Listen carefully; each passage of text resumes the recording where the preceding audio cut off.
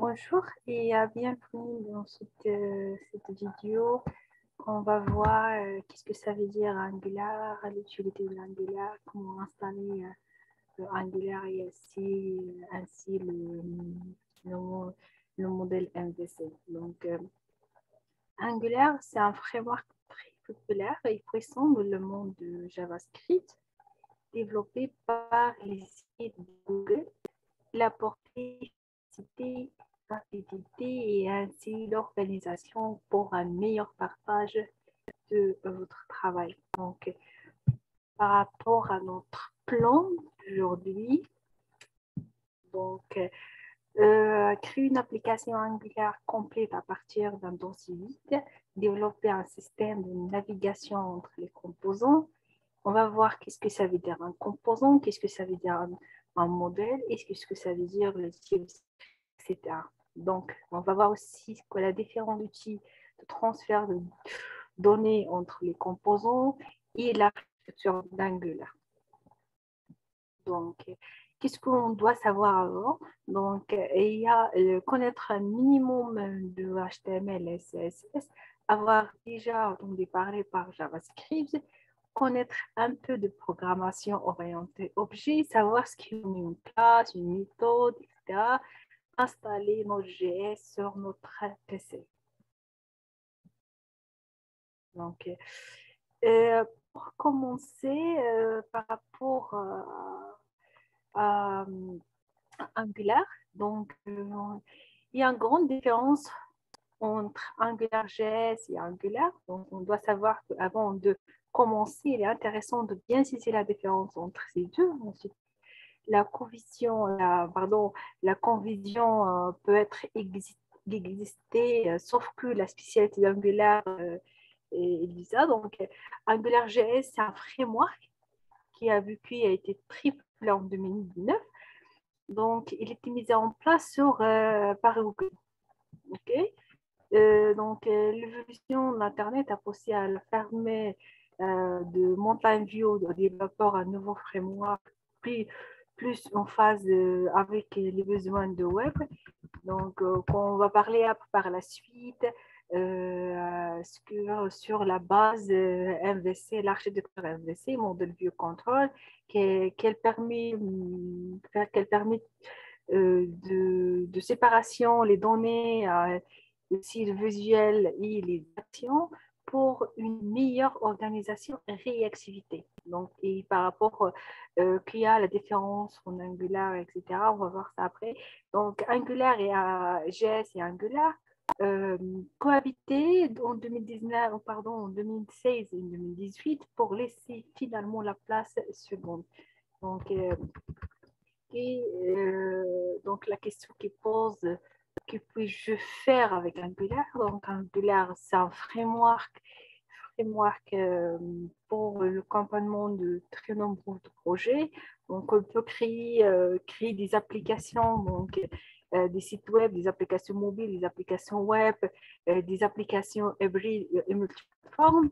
Donc, c'est ces derniers qui sont plus utilisés. Donc, le framework, pour le moment, il est vraiment très populaire. Donc, il y a différentes versions de Angular. Donc, on commence par AngularJS, qui est la première version de Angular, jusqu'à l'Angular 13, qu'on va voir aujourd'hui comment l'installer et comment on peut faire la différence entre différents types d'Angular. Donc, il faut savoir d'abord c'est quoi la différence entre un site web et une application web. Donc, petit aparté, mais il est primordial avant de continuer ou bien comprendre les différences entre application web et un site web. Donc, la création classique d'un site web tourne autour de front-end et de back-end. Les deux sont séparés et les parties front-end envoient des requêtes pour renouveler les attaches. D'accord? Donc, une application web affiche une page HTML qui contient du JavaScript. Okay? Donc, une application web affiche une page HTML qui contient du JavaScript pour travailler en autonomie et limiter les requêtes au serveur. Ainsi, on en gagne en rapidité et on autorise de multiples actions sur une même page sans surcharger le serveur. C'est clair pour ça. Donc, donc, on pose une autre question, mais pourquoi on utilise Angular? Pourquoi? Bon, c'est quoi l'utilité de ce framework? Donc, Angular répond à divers besoins pour les sites, les applications, etc.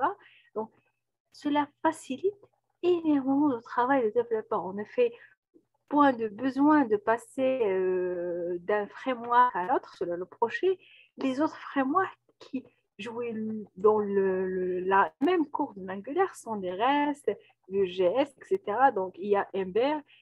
Donc, ils sont également efficaces et présentent parfois plus simple que Angular.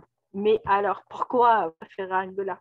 Donc, Google, derrière l'usine, donc, le géant alphabétique de dernière Angular, cela permet de doter les doutes sur la pérennité de ces frameworks. Donc, peu de risques qu'ils meurent de jouer le lendemain. Donc, de plus, les équipes de développement apportent des mises à jour bien plus fréquentes.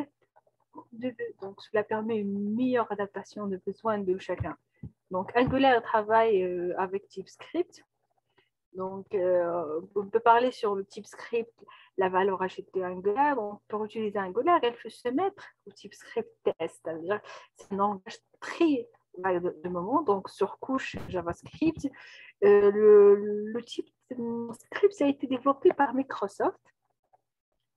Elle permet de solliciter la programmation orientée objet et le JavaScript. Donc, c'est un peu plus de JavaScript. Donc, le code est plus lisible partout. Il est en sécurité aussi. Il y a aussi des liens uniques. Donc, par rapport à l'utilisation de code multiplateforme avec Angular. Donc, Angular peut vous accompagner dans le nombre de projets très adoptés pour le concevoir des applications mobiles ou web. Bon, vous pouvez donc créer en composant et en TypeScript. Donc, on va voir ça après. Alors, et après, je veux pour commencer, donc il y a les API. Vous regardez le schéma. Il y a la partie front qui a l'HTML, JS, CSS, etc. Et il y a la partie browser, ça veut dire navigateur, il y a Google, navigateur Internet Explorer, Opera, etc. Donc, pour communiquer entre la partie front et la partie base de données ou API, on communique grâce à les fichiers JSON. Donc, avec des messages HTTP ou des requêtes HTTP. Je pense que c'est clair pour cette partie. Donc, on doit bien comprendre ce que ça veut dire Angular, ce qu'on a besoin de savoir sur type script, etc. Donc, ce que je veux renoncer que Angular utilise l'architecture MVVM qui s'y base sur le vieux modèle. Donc, c'est-à-dire MVC, on est sur la partie modèle view control, donc qui était par rapport à l'utilisation de contrôle qui est dynamique, détermine les views et la communication entre les views et les modèles, et après on voit sur le contrôle. Mais partie MVVM, donc qui se base sur la partie view et la partie view et modèle, c'est-à-dire un modèle view, et aussi une autre partie qui s'appelle modèle qui est séparé pour la manipulation des requêtes. Donc, on doit savoir qu'il y a trois architectures, il y a C et MVP et il y a MVVM. Donc, on parle aujourd'hui de MVVM pour Angular, donc on est sur l'architecture MVVM. Alors, pourquoi Angular? Donc, Angular, juste un petit rappel par rapport à Angular. Donc, Angular, c'est une plateforme et un framework permettant de créer des applications clientes d'une seule page à l'aide d'un HTML et TypeScript. Donc, Angular est créé en TypeScript. Il implémente des fonctionnalités de base et facultatives sous la forme d'un ensemble de bibliothèques TypeScript que vous apportez dans vos applications. Donc, l'architecture d'une application Angular repose sur certains concepts fondamentaux. Il y a les blocs qui construction de base de framework Angular sont composants Angular organisés sous forme des ng modules. Donc, les ng modules collectent le code associé dans des ensembles fonctionnels.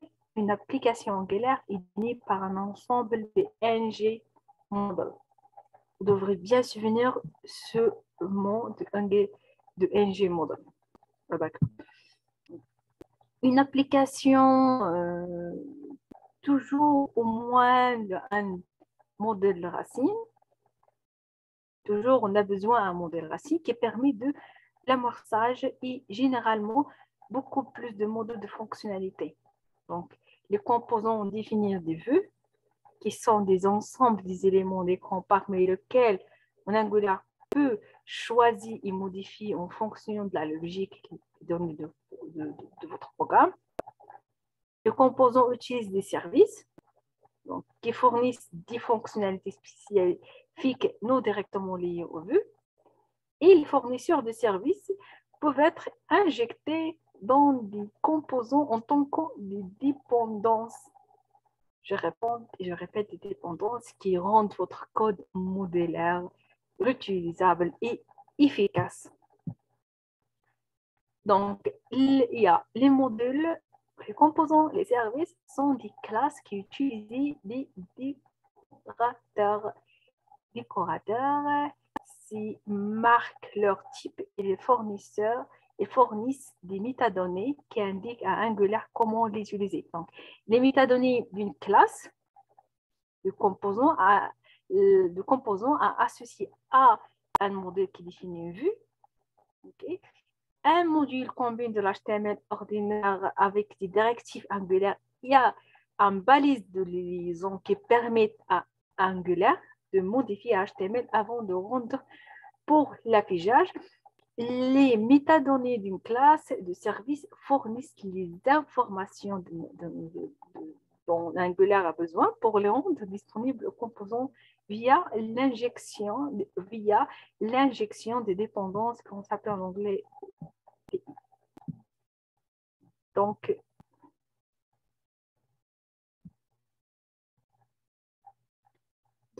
les composants d'une application définissent généralement de nombreuses vues organisées de manière hiérarchique. Angular fournit le route service pour vous aider à définir le chemin de navigation entre les vues. Le route offre des capacités de navigation sophistiquées dans la navigation. Donc, on parle, première chose, c'est le modèle.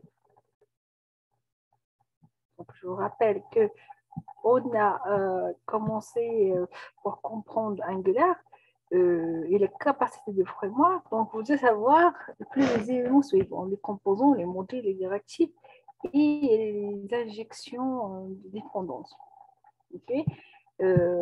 Pour cette rubrique, on va commencer par tout ce qui est module, aussi les composants. Donc, pour bien comprendre ce que ça veut dire les composants et qu'est-ce que ça veut dire les modules. Donc, par rapport aux modules, dans Angular, un module, c'est un morceau d'HTML.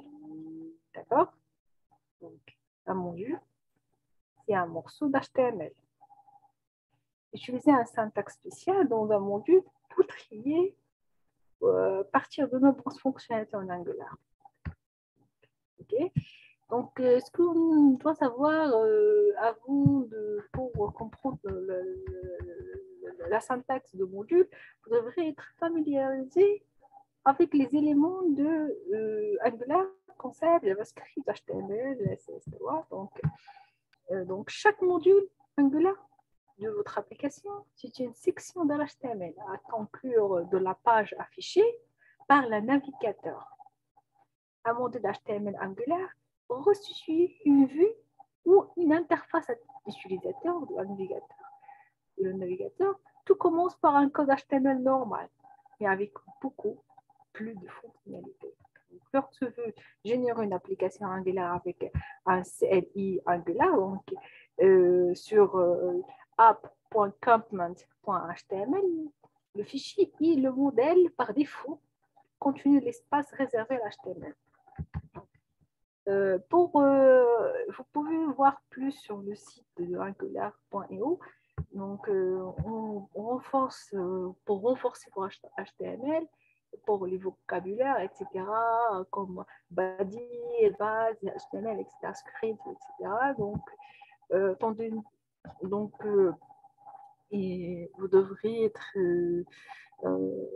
obtenir une définition dynamique pour des valeurs DOM, des Command Object Model, donc avec les fonctionnalités telles que les fonctions de modèle intégré, des variables et l'écoute des environnements et liaisons de données. Pour éliminer le risque d'attaque par injection de script, Angular ne prend pas, écoute-moi bien, que Angular ne prend pas en charge le script d'éléments dans les modèles Angular. Donc, elle ignore la script balise et génère un avertissement dans la console de navigateur. Pour plus d'informations, consultez la page de sécurité. Okay. Donc, par rapport au synthèse des modèles, donc, vous pourrez également être intéressé par l'interpolation, apprendre à utiliser l'interpolation et l'expression HTML. Le syntaxe de liaison, utiliser la liaison par coordonnées, les valeurs de votre application, les liaisons de propriétés, définir les propriétés des éléments cibles ou les décorateurs directifs comme @input, les liaisons des attributs, les liaisons des événements, les liaisons bidirectionnelles, partage des données entre une classe ou un modèle. Les liaisons du moment, écoutez l'environnement et votre code HTML par @event. Donc, et aussi les directives intégrées et pour écouter et modifier le comportement et la mise en page de l'HTML, les variables de référence de modèle, utiliser des variables spéciales pour renforcer un élément de DOM dans un module. Donc, aussi par rapport aux entrées et les sorties, partage des données entre le contexte parent et les directives et le composant d'enfant, les opérateurs d'expression de modèle, découvrir l'opérateur PIP et protégez-vous contre les valeurs nulles et undefined de votre code HTML. Et enfin, CVG dans les modules, donc générer dynamiquement des graphiques interactifs, etc. Donc, je pense que vous avez bien compris ce qu'on a besoin pour faire des modules en Angular. Donc, je répète qu'on a besoin d'interpolation de texte, c'est-à-dire qu'il vous permet d'incorporer des valeurs de chaîne dynamique dans vos modèles HTML. Utiliser l'interpolation pour modifier dynamiquement ce qui est paru dans un vue de l'application, comme l'affichage d'un message, un message d'accueil personnalisé qui a inclus le nom de l'utilisateur, etc. Donc, par rapport, qu'on parle de l'affichage des valeurs avec l'interpolation, donc l'interpolation fait référence de l'incorporation d'expression. Okay? Donc, dans un texte de valise, par défaut, l'interpolation utilise des doubles accolades. Donc, ces doubles accolades, je pense que... Et comme des délimiteurs. Donc, et on va par la suite de parler un peu de ce qui est composant. j'espère que vous avez bien compris ce qu'est un modèle. Donc, les modèles, toujours, si nommé par un G modèle Angular différent et complète le modèle de JavaScript, c'est 2015.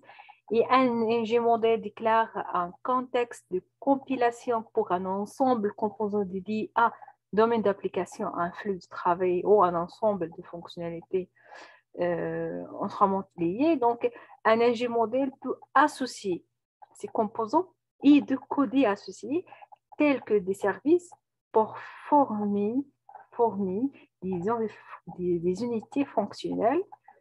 Et aussi, chaque application Angular possède un module racine. Vous devrez utiliser ça. Donc, un modèle racine est toujours une application Angular, donc nommé de manière générale app module, qui fournit les mécanismes d'amorçage qui lancent l'application. Donc, une application contient généralement de nombreux modules fonctionnels. Par exemple, pour utiliser un service de route dans votre application, vous apportez le route ng module. Alors, par la suite, on va parler sur ce que ça veut dire des composants, pourquoi on utilise les composants, à quel moment on utilise les composants. Donc, quand je fais une petite présentation par rapport aux composants Angular, donc les composants sont le principal élément de base des applications Angular. Okay? Chaque composant est composé de un modèle HTML qui déclare ce qui s'affiche sur la page, de une classe type script qui définit le comportement, 3. Un sélecteur SS qui définit comment le composant a été utilisé dans un modèle, et 4, facultativement les styles SSS appliqués dans un module. Donc, maintenant, c'est quoi les conditions qu'on doit avoir pour créer un composant? Donc, d'abord, on doit vérifier si on est bien installé Angular, c'est avec l'installation de CLI Angular. Créer un espace de travail Angular avec l'application initiale si vous n'avez pas de projet, créez un projet. Donc, nous utilisons ng new project name. On va mettre entre parenthèses le nom du projet ou le project name, donc, et le nom de votre application. Donc, le moment qu'on veut créer un composant, donc la meilleure façon de créer un composant est avec la CLI Angular. Vous pouvez également créer un composant manuellement, donc soit avec commande, soit manuellement. Donc, par rapport à la création de composants à l'aide de la commande CLI Angular, donc, la première chose qu'on va faire, on va ouvrir une fenêtre terminale, accéder à la répertoire contenu de votre application. On va exécuter la commande generate component. On va mettre le nom de composant et après, on va cliquer sur Play. Sinon, component name est le nom de votre nouveau composant. Sinon vous faire on a déjà un composant, vous ajoutez un autre composant, on ajoute un autre. C'est tout à fait normal. Donc, par défaut, cette commande est créée sur un dossier nommé après le composant. Donc, et après, un fichier composant qui contient le nom qu'on a fait, component name, .component.ts, et un fichier modèle qui contient le nom qu'on a donné à un composant .com.html, et un autre fichier CSS qui contient le nom de le composant qu'on a donné, plus .component.css, et aussi un dossier de spécification des tests qui contient le nom de composant qu'on a donné, .component.spec.ts. Donc, après, si on veut créer manuellement un composant, donc bien que la CLI Angular soit le meilleur moyen pour créer un composant Angular, vous pouvez également créer un composant manuellement. Donc, cette section, on veut créer un composant dans un projet qui existe déjà. Donc, on va accéder à la répertoire de votre projet Angular, créer un nouveau projet avec component name, toujours on donne le nom de composant, point le nom component TS.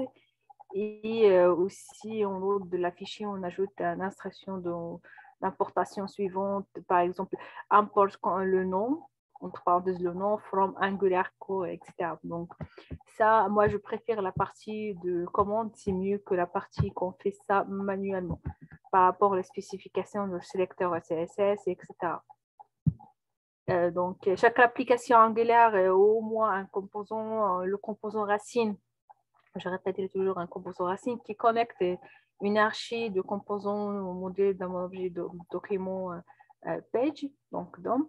Chaque composant définit une classe qui contient des données, des applications et aussi qui fournit des pages HTML, etc. Donc, le déclarateur identifie la classe immédiatement en dessus de ton composant et fournit le modèle et les métadonnées spécifiques au composant associé.